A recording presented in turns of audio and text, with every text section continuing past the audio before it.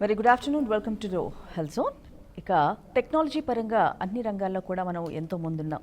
ఇక ముఖ్యంగా వైద్య రంగంలో అయితే చాలా ముందున్నామని చెప్పాలి. కాకపోతే గ్రామీణాల్లో మాత్రం ఈ వైద్య సేవలు అందించడంలో చాలా వెనుకబడ్డామని చెప్పాలి. చాలా మంది వరకు కూడా ఎంతో బాధపడుతూ ఉంటారు. సరైన వైద్య సదుపాయాలు లేక మామూలుగా ఎంతో లాస్ కూడా జరుగుతూ ఉంటుంది. అటువంటి సమయాల్లో ప్రముఖ డాక్టర్ లక్ష్మోజీ తేజోమూర్తుల గారు ఎక్స్పర్ట్ అనే సూపర్ స్పెషాలిటీ ద్వారా ఈ క్లినిక్స్ని ప్రారంభించడం జరిగింది. మరి ఈ క్లినిక్స్ ఎంతవరకు గ్రామీణ ప్రజలకు ఉపయోగపడుతున్నాయి, ఇంకా మిగతా డీటెయిల్స్ కూడా డాక్టర్స్తో మాట్లాడదాం. ప్రస్తుతం డాక్టర్ లక్ష్మోజీ తేజోమూర్తుల గారు అలాగే ఎస్బివి చంద్రశేఖర్ గారు మనతో ఉన్నారు. నమస్తే అండి. Welcome to health zone doctor. Thank you so much. అంటే డాక్టర్, అసలు మన ప్రపంచంలోనే బెస్ట్ డాక్టర్స్గా మన డాక్టర్స్ అందరు కూడా పేరు తెచ్చుకోవడం జరిగింది. అయినప్పటికీ కూడా గ్రామాల్లో మాత్రం వారి సేవలు అందుబాటులో లేకపోవడం చాలా విచారకరం. అంటే ఇటువంటివి మీరు దృష్టిలో పెట్టుకొని ఈ క్లినిక్స్ని ప్రారంభించడం జరిగింది. అంటే ఎంతవరకు అవి హెల్ప్ అవుతాయి అనుకుంటున్నారు? మీరు చెప్పినట్టు మన ఇండియాలో ఉన్న డాక్టర్స్ ప్రపంచంలోనే టాప్ క్లాస్ డాక్టర్స్ ఉన్నారు. కాకపోతే ఇండియాలో జియోగ్రఫీ చూసుకుంటే ఇక్కడ 2% ఇంకా పల్లెల్లోనే నివసిస్తున్నారు జనాలు. సిటీల్లో వైద్య సౌకర్యాలు ఉన్నా, పెద్ద పెద్ద డాక్టర్స్ ఉన్నా, ఆ పల్లెలకు ఇంకా రీచ్ అవ్వట్లేదు. అక్కడ కూడా చిన్న చిన్న ఊళ్ళల్లో, చిన్న చిన్న పట్టణాల్లో, విలేజెస్లో కూడా మంచి వైద్య సౌకర్యాలు ఉన్నాయి. కాకపోతే ప్రైమరీ హెల్త్ కేర్ అనేది అక్కడ దొరుకుతుంది. సెకండరీ, టెర్షరీ హెల్త్ కేర్ అనడానికి ఇప్పుడు కూడా ఇంకా సిటీ రావాల్సి వస్తుంది.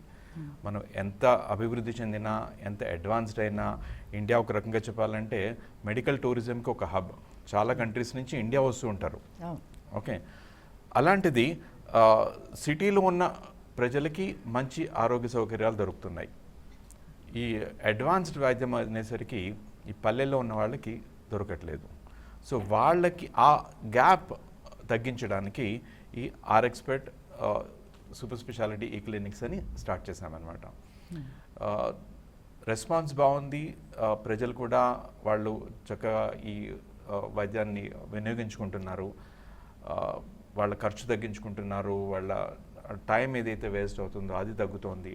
వాళ్ళ శ్రమ తగ్గుతోంది. ఒక రకంగా చెప్పాలంటే సర్వీస్ అందించిన మాకు కూడా చాలా ఆనందంగా ఉంది.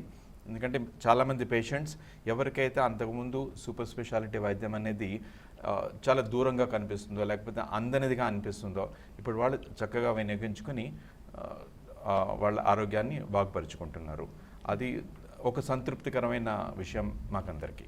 ఓకే, అంటే అసలు ఈ ఆలోచన ఎలా వచ్చిందండి? అంటే సూపర్ స్పెషాలిటీ అనే వర్డ్ ఇట్ సెల్ఫ్ అమ్మో చాలా ఎక్కువ అవుతుందేమో అనే ఆలోచన ప్రతి మనిషిలోనూ ఉంటుంది, ముఖ్యంగా గ్రామీణ వాళ్ళని ఉద్దేశించినట్లయితే.